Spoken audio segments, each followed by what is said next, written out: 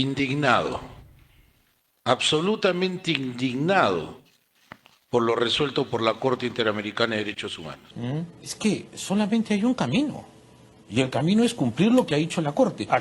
Hay una Corte de Justicia supranacional que está excediendo de una manera ya insólita sus facultades. Fíjate, estos organismos internacionales, Nicolás, sirven precisamente para evitar conflictos entre grandes poderes.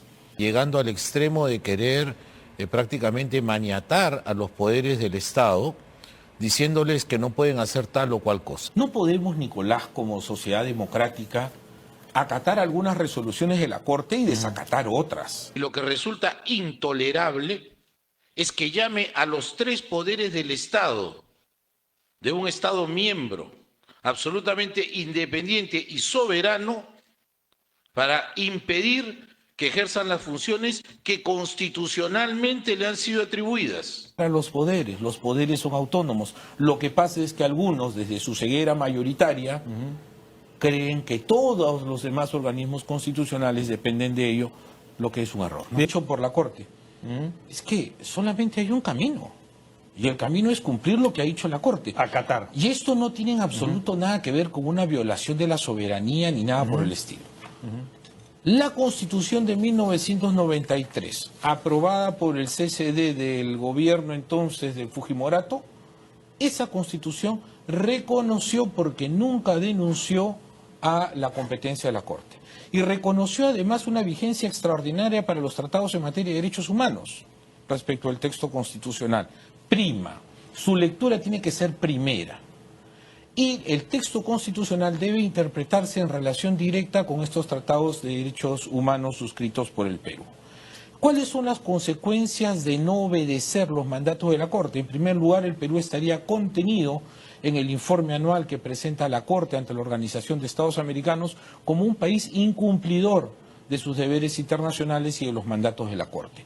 Es decir, la sanción internacional que recaería sobre el Perú es gravísimo.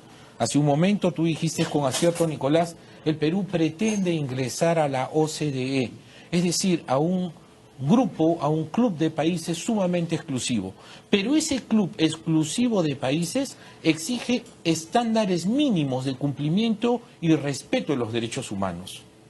No cumplir una sentencia de las Cortes nos pone sin duda muy lejos de la pretensión de poder acceder a la OCDE, porque seríamos vistos precisamente como un país incumplido. Nadie mejor que una Corte supranacional para poder decidir qué es lo que se tiene que hacer. Claro. Ya hemos visto evidentes violaciones de derechos humanos que se han desconocido aquí en sede interna y que finalmente han obtenido justicia en la sede supranacional. Estamos frente a esto.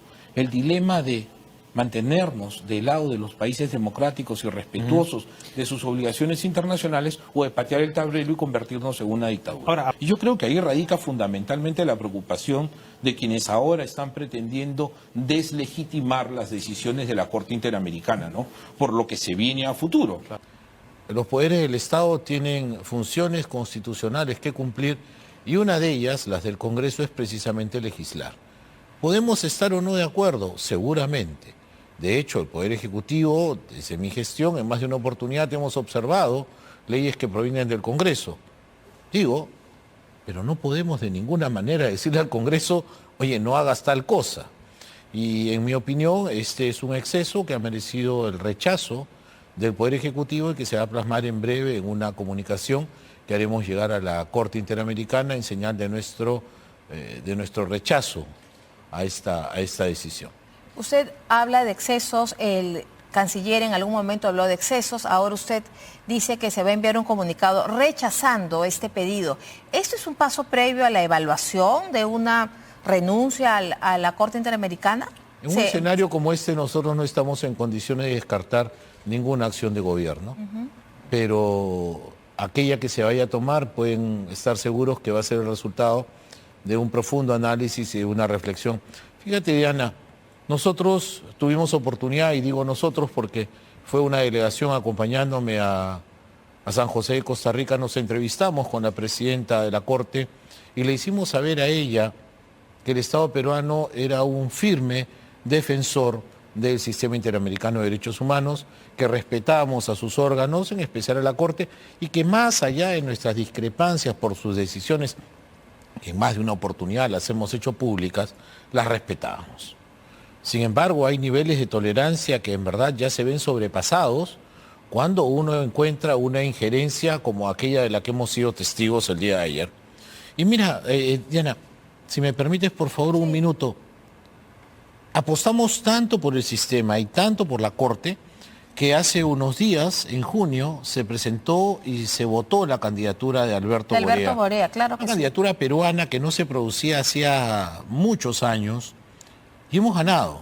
Hemos ganado a pesar de todos los pesares y de la campaña sucia que se hizo en contra de Alberto Borea, hemos conseguido salir en el segundo lugar. De 3 candidatos obtuvimos la segunda posición, superados solo por Paraguay por un voto.